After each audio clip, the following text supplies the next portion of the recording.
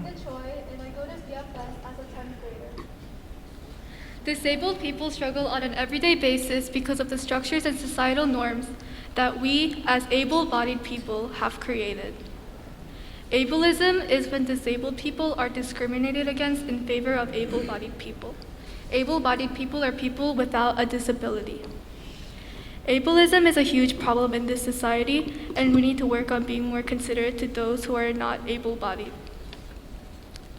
The first step to fighting against ableism is being considerate. Through many TED Talks by people with disabilities, there was one common thing that all of them never failed to point out. They advocated for being treated as everyday humans as well, rather than treating them as an infant or looked down upon, or going through things that able-bodied people do not go through. A good example of common ableism that disabled people go through is called inspiration porn, where Stella Young demonstrates how harmful it is to consider disabled people as inspirational when all they're doing is just living their life. Considering disabled people as brave and courageous when all they're doing is just living is harmful, and it is not something that many disabled people like. It further illustrates the false idea that disabilities are abnormal and shameful. Another example of common ableism would be unnecessary questions. Questions like asking what happened and do you need help or how do you date may be harmful. For what happened, it is implying that it is something that they became. Able-bodied people are not interrupted in their everyday lives with weird questions and comments, so why should disabled people have to face that? The question, do you need help, is harmful because if they need help, they will ask. There is no point in interrupting their day for something that they can take care of. They are not babies and they do not need constant help and pity.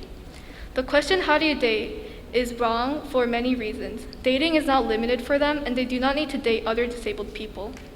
This question can be very invasive and uncomfortable. How would you feel if a stranger suddenly came up to you and asked you how you date just because of how you look? Some more common examples of ableism, but are not limited to, non-disabled person acting as a disabled person in shows and movies, as disabled people would like the opportunity to properly represent a disabled character. Talking to a person with a disability like they are a child. Talking about them instead of directly speaking to them or speaking for them. Talking down to a disabled person as if they are less than them. Assuming that disabled people are not happy and that they want to be fixed. As this further implies, disabilities are a bad thing that needs fixing, which is wrong.